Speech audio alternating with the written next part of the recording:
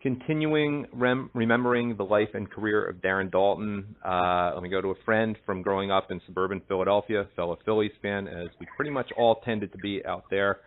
He also has been a baseball coach at the high school level, really one of the two top athletes from my class in high school, and great athlete, great sports fan, Lance Bailey. Thanks for joining me today. When you have pneumonia, so I apologize if your voice isn't quite as robust as usual. No problem. Thanks for having me, Adam. So your memories of Darren Daulton? The leader of that '93 team. He led that clubhouse. He led that team that was really a bunch of misfits from nothing to the World Series, and you can't underestimate what a clubhouse guy is. From being a coach. Mm-hmm. Now, or a former coach now, they are so important. They're the nuts and bolts to hold everything together. And then when they wind up being one of the best players on the team, on top of it, it is like you struck gold. I had forgotten that the year before '93 and '92, Daulton led the league in RBIs, which is basically unheard of for a catcher to do. Yes. And I heard something today where I think it was John Kruk was talking today about in '92 when he led the league in RBIs was the first time that he told Kruk that his legs felt good and his knees felt good and he felt comfortable under his legs, and he started driving the ball the other way. And I think from that point on, just my opinion, the guy started to. He was obviously a leader anyway, but then when his numbers started following up with what his leadership role was and how well he could lead, and his numbers followed that, then being on a team and being in a clubhouse or being in any locker room with a guy like that, you just are naturally going to follow him. Can you see that at the high school level? I mean, where you were coaching? Absolutely. Really? I had one kid like that. And, you and I talked about him before, Matt Caesar. Plays for the Padres now, won a World Series for the Cubs last year. He was the best player, football, basketball, track, and not only was he the best player, he would lead. And if I needed something done, I went to Matt, and Matt would make sure it got done. Because the kids, whether they're high school, college, or professional, they don't want to hear from the head coach or the coaches all the time. They drown after a while. You get drowned out, and that's just like you hear that from your parents. If your parents are on you all the time, you tune them out every once in a while. So when your best player is your best leader and your harder worker, you've struck gold, and that's what Darren Daulton was, and he epitomized Philadelphia. I mean, in that training room, 2 hours before, 2 hours after, his knees. I think 5 knee surgeries. Never showed any ounce of, didn't want anyone to see his pain. And fought through it. And what people forget is how long he was with the team before becoming a starter. I mean, I had read that they brought him in '83 so he could be around, 5 Hall of Famers on that team? 5 if Rose gets in. And, just so he could absorb some of their leadership, even though he wasn't going to be a part of that just in September. And he just only became a starter, I think, in '89 it was. And, it just was very gradual. And he picked things up along the way and really was in a position to lead and play when he did, when I guess things finally came together for the franchise. Well, it shows that, if things are not going to be handed to you in life, athletically or in the business world, and I think that gets lost a lot today, and especially in today's youth. He persevered. He always had that leadership qualities about him. He learned from that team in '83, and so forth, and it just built upon his personality and his character. What's interesting about the '93 team, when you think about it, there really weren't that many guys who were pegged to be stars, or even really necessarily starting players on that team. Maybe Schilling was when he was coming up, but he had to put in a few years. I mean, I heard him talking about it with Dykstra and Todd Pratt today. So he may have been someone they were looking at in the minor leagues. But other than that, like, it was guys who their careers could have really gone in a lot of different directions, and no one would have considered them disappointments if they didn't make it because they weren't supposed to be that great. Oh yeah, well I think a lot of their careers previous to them coming to the Phillies in '93 had gone in various different directions and had bounced around from team to team. Yeah. And I don't know, was it Lee Thomas? Was he the GM at the time then? I think it was. I read both Schmidt's and Dykstra's autobiographies recently, and people forget that so much of that came together between 89 and 90. Okay, Schmidt retired and they could enter a new era, and I guess Schmidt sort of felt like he was holding the team back a little bit, that they were keeping this great Hall of Famer on there, and they pretty quickly acquired Kruk. I forget the order. Kruk, Dykstra, and Dale Murphy, who was at the end of his career within a year. And then Daulton had become the starter. And Hollins, I think they got with the Rule 5 draft, so they all Rule sort of 5 came. Draft. Yeah. And they all came within a year. Lee Thomas made some good moves. Lee Thomas made some great moves with that team. And they platooned, I believe they platooned in right and they platooned in left. Yeah, I had Wes Chamberlain on my show last week. And it was he and Eisenreich. In right, and by the way, Eisenreich's another story too that you could see that he thrived because of the Phillies clubhouse. I mean, the story is with Kruk and say, hey, we're all crazier than you, but this was a guy who had severe Tourette's syndrome and was one of the guys, fit right in. There was no awkwardness. Left, by the way, was Incaviglia and Milt Thompson, and Dykstra was in Philly so he could start every day. That's why he demanded the trade from the Mets. So I think, and shortstop, they finally got that resolved by mid-season. Right. With Kevin Stocker. And that was Mariano Rivera played Duncan, second, I believe. He platooned a little bit with Morandini. That's right. That was a platoon as well. Right. Yep. So yeah, it was, and they had it was just a perfect mixture of guys that knew that they were probably this is going to be my last stop. There wasn't much left, and and they had their own personalities. And Daulton, as much as Fregosi, if not more, needs to get the credit for molding them into the unit that they became.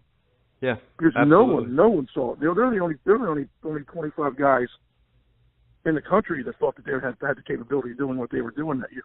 Yeah, and they knew it from spring training. And what people forget, by the way, because they hear Schilling and they hear about a guy who's on the bubble for Hall of Fame, but he really wasn't there yet. He had just come over for Houston, and as a starting pitcher, he really wasn't the ace. All the four main starters all had pretty similar numbers that year. I mean, Danny Jackson, Terry Mulholland, and Tommy Green, too. It's not like Schilling stood out until you got to the postseason, and from that point on, he was pretty much a star. But, he wasn't quite there yet, and he credits Daulton with a lot of his growth on that team. Yeah, I think everyone that I've talked to, that I've listened to today, I saw Milt Thompson and Tommy Green and all those guys on CSN and Kruk. That's all they want to do is, thank Daulton for what he meant to them and what he did for them. In their career, not only in '93 but for the rest of their career. Taught them how to be professionals. Yeah, he was a solid guy. I have a question. You were, I was up in Boston and then New York for basically Daulton's career, and you were in the Philadelphia area. Did you hear any stories about? And I mean, you partied a little bit out there on the main line with Chris, I guess, during that time. Did you have any good Daulton stories, like seeing him out? Because he was pretty legendary. I did not. Oh, okay. I did not. No, I did not. Unfortunately, I did not. Would have liked to. Yeah, it would have been fun. I mean, it would have been fun to watch him in action. From what I hear, he did okay with the ladies. I have a friend of mine, Adam, actually, who met him, I guess, about a year and a half ago, down in Florida,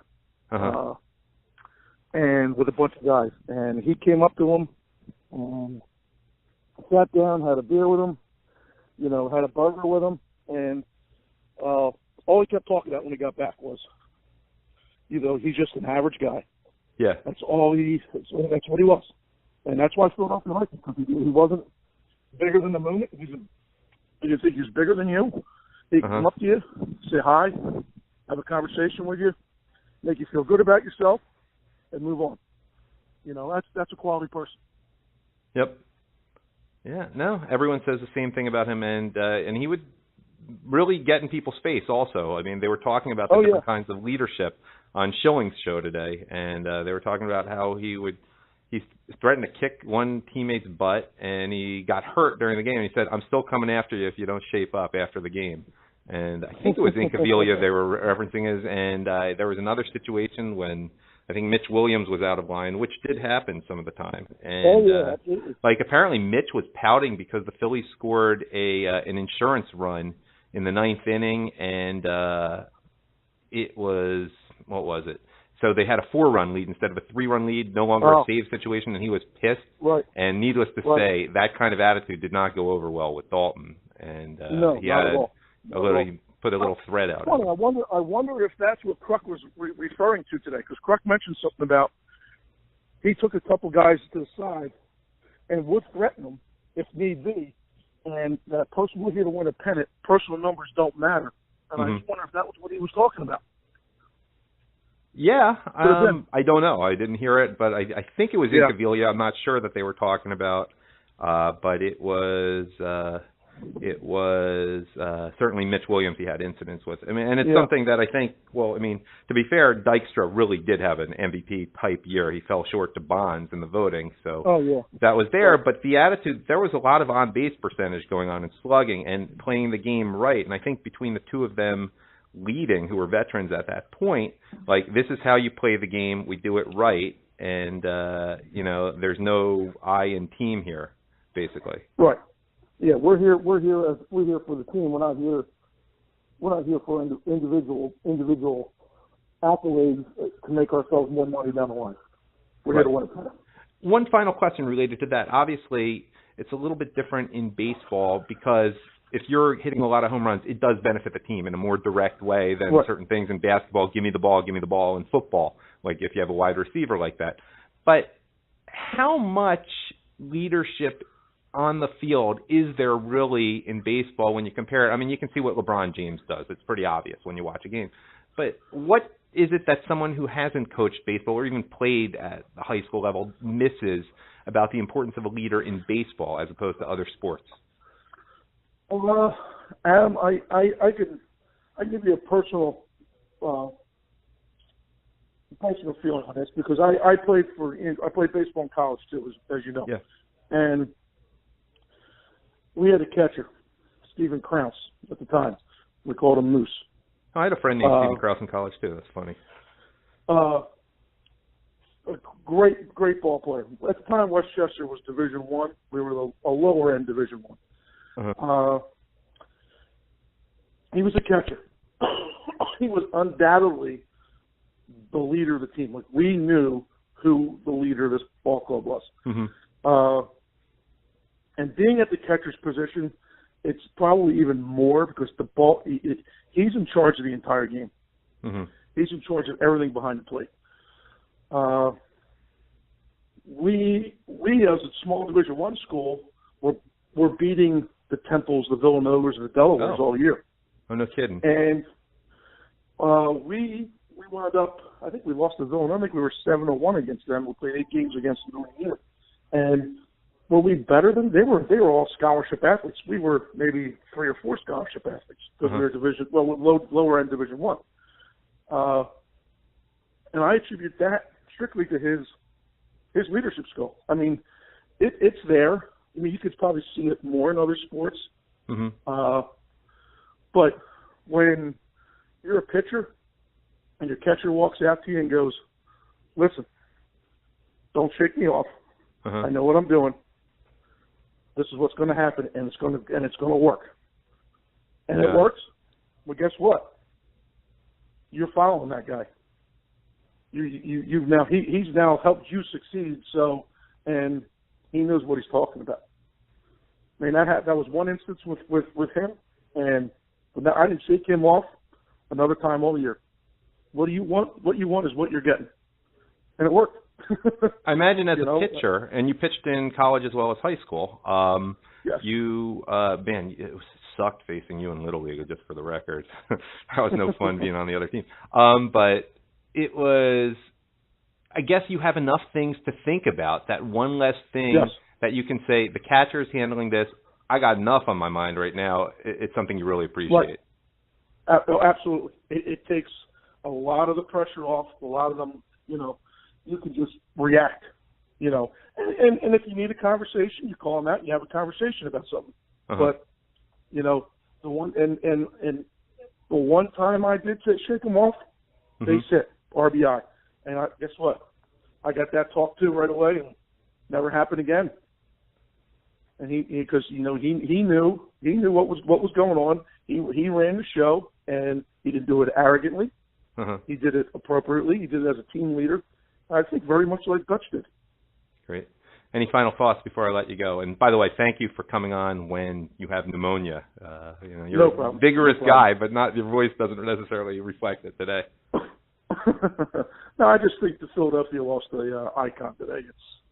It's sad that somebody, 55 years of age has to, pass away so young. I mean, from brain cancer, similar to Tug and similar to John Vukovic, all had brain cancer, and all left us too soon. And it's a shame for the city of Philadelphia. All right, Lance Bailey, thank you for coming on today. All right, thanks, Adam. Feel better. All right, thanks, buddy.